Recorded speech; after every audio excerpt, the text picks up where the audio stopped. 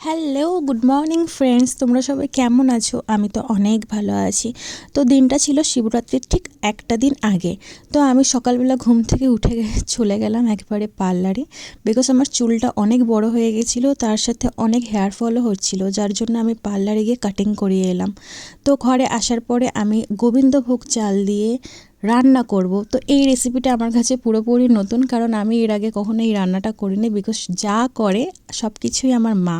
তো মা ডিউটি চলে যাওয়ার পরে মা আমাকে কলে বলে দেন যে এইভাবে রান্না করবি। তো আমি ওইভাবেই রান্না ঠিক করেছি। এবার জানি না খেতে কেমন হয়েছে, বাট আমার তো ভালো লেগেছে।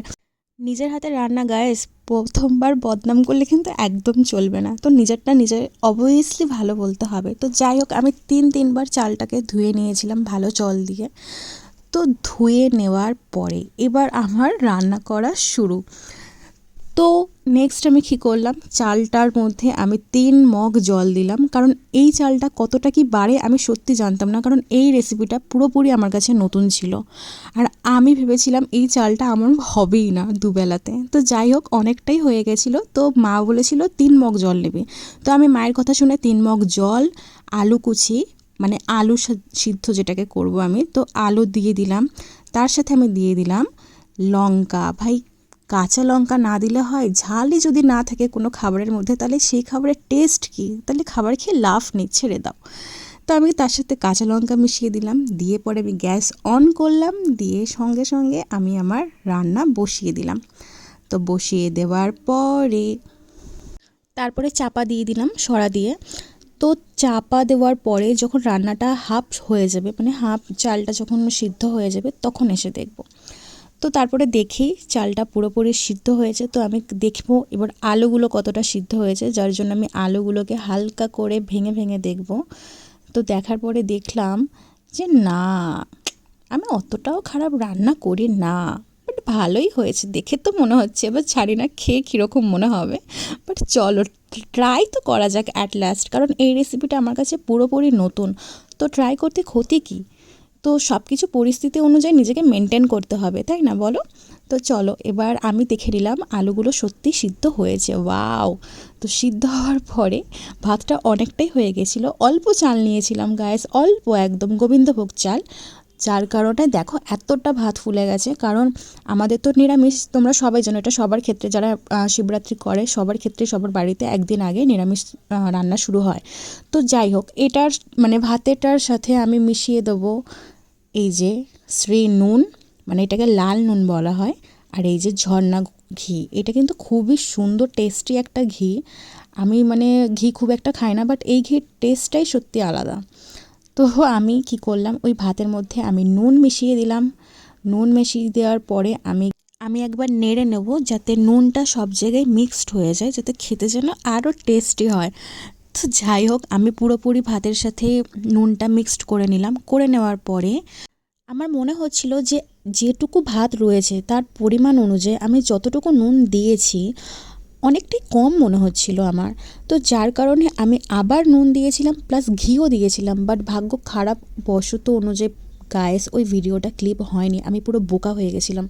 তো যাই হোক, নেক্সট কী করলাম, আমাদের সেই টেস্টি ঝর্ণা ঘি আমি ওটাকে মিশিয়ে দিলাম। মিশিয়ে দেওয়ার পর আবার আমি নেড়ে নেব, যাতে ওই ঘিটা গোটা ভাতে ছড়িয়ে যায় এবং সুগন্ধি একটা টেস্টি একটা গন্ধ বেরোক, আর খেতেও খুব অসাধারণ লাগুক।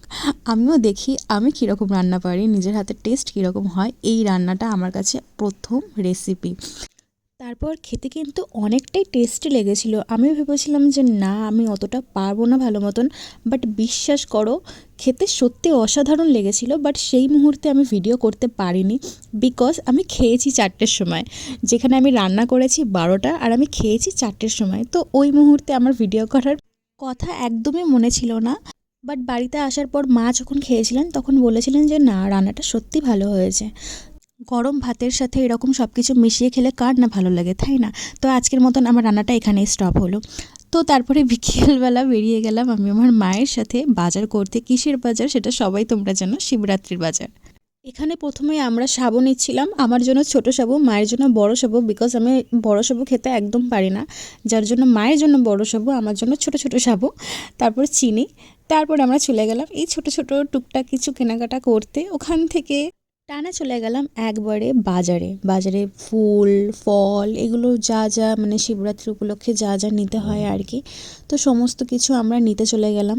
তো মায়ের সাথে বাজার করার মোমেন্টসটা সত্যি গাইস আলাদা। যতক্ষণ না বিয়ে হচ্ছে ততক্ষণ মায়ের সাথে কাটানো লাইফটা সত্যি খুবই আলাদা। এই সময় হয়তো আর কোনো দিন ফিরে পাবো কি না জানি না, বাট এই সময়টা যেন যুগ যুগ ধরে যেন থেকে যায় সবার লাইফে।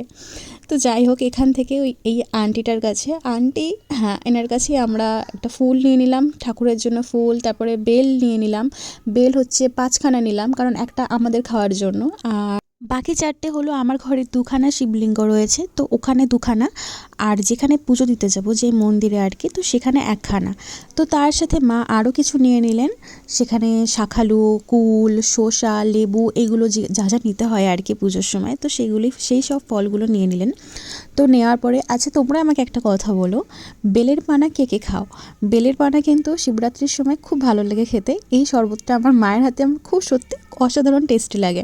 মা বানিয়ে দেয় যেহেতু, খুবই তো ভালো লাগবেই। তারপরে আমরা চলে গেলাম এই যে একটা দোকানে আর কি, বাজারের ভেতরে কী নিতে, কাজু কিশমিশ মিক্সড একটা নিতে।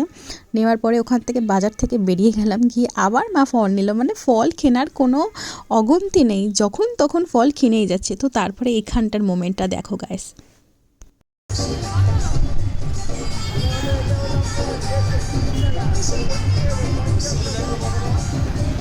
তো ওখানে দাঁড়িয়ে থাকতে থাকতে আমার খিদে পেয়ে গেছিলো, যার জন্য ফল কাকু আমাকে 2খানা কুল দিলেন খাওয়ার জন্য। তো আমি খেয়ে নিলাম। তো মার তো এখানে ফল কেনা তো শেষ কোনো মতেই হচ্ছে না, তো মানে অগন্তি ফল, মানে যত কেনা যায় আর কি কিনে নিয়েছে। আর না সত্যিই লাগে, শিবরাত্রির সময় একটুখানি বাজার না করলে ঠিক মতন হয় না, তো সত্যিই লাগে। তো তারপরে আবার ফুল নিয়ে নিলেন। ফুল নিয়ে নেবো না, আমাদের ঘরে ঠাকুর রয়েছে, তারপর যেখানে পুজো দিতে যাব সেখানেও ঠাকুর রয়েছে, তো একটুখানি বেশি করে ফুল নিয়ে নেওয়া হলো আর কি। তো ফুল ঠুল সব কিছু নিয়ে একবারে চলে গেলাম পুরো মিষ্টির দোকানে। সত্যি আমার মানে খুব খিদে পেয়ে গেছিলো, আমি মানে বলে বোঝাতে পারছিলাম না যে কখন বেরিয়েছি কখন ঘরে ঢুকেছি, কোনো আইডিয়া নেই। তো তারপরে চলে গেলাম মিষ্টির দোকানে। তো মিষ্টি মাকে মানে ঘরের ঠাকুরের জন্য কী কী মিষ্টি নেবে মাকে আমি বলে দিলাম। তো তারপরে মা ওখানে ঠাকুরের জন্য মিষ্টি নিলেন, দেন আমি মিষ্টি খেতে বসে গেলাম, আর পাচ্ছিলাম না। ওখানে নলের গুলের সন্দেশ, দেন চমচম, তো সব কিছু খেয়ে নিলাম। খেয়ে নিয়ে পরে আর শরীরে দিচ্ছে না, কারণ পেটে মিষ্টি পড়ে গেছে। তো তারপরে এনার্জি লেভেলটা অনেক লুজ হয়ে গেছিলো, যার কারণে আমার শরীর হাত দিচ্ছিল না। তো পাড়া থেকে মা কিছু কিনছিল, তো যার জন্য আমি দাঁড়িয়েছিলাম। তো দাঁড়িয়ে থাকতে থাকতে সত্যি অনেক বোরিং হয়ে গেছিলাম, তো যার জন্য মাকে নিয়েও একটুখানি বললাম চলো তো তাকাও তো একটু ভিডিও করে। তো মা হাসলো, বলছে না না না আমাকে তুলিস নিলাম, দূর কিছু হবে না তুমি তাকাও। তো ঘরে ফাইনালি আসলাম, আসার পরে দেখো তোমাদেরকে লাস্ট দেখিয়ে দিচ্ছি এই যে আমাদের শিবরাত্রির বাজার কি কি হয়েছে দেখে নাও। সিদ্ধি মধু যেগুলো লাগে আর কি শিবের মাথায় জল ঢালার জন্য, তো সেইগুলোই আমসত্ত্ব, বাতাসা, কিশমিশ, কাজু, ফল, নানা রকম দুধ। তো নারকেলটা আনা হয়নি, কারণ নারকেল পাওয়া যাচ্ছিল না শিবরাত্রিতে। তো মা সকালে যখন ডিউটি যাবেন তখন নারকেল টারকেল সব কিছুই আনবেন। তো তার সাথে এখানে ছোট সাবুদানা, বড় সাবুদানা, চিনি, তারপর যা লাগে আর কি টুকটাক মতন ফল টল সব কিছু রয়েছে নারকেল বাদে। তো যাই হোক, আজকের ভিডিওটা এখানেই আজকের মতন শেষ করলাম আমি, কারণ আজকে আর শরীর দিচ্ছে না, অনেকটাই টায়ার্ড আছি।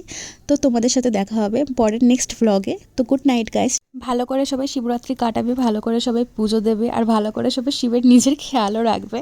তো চলো আজকের মতন টাটা, শুভ শিবরাত্রি।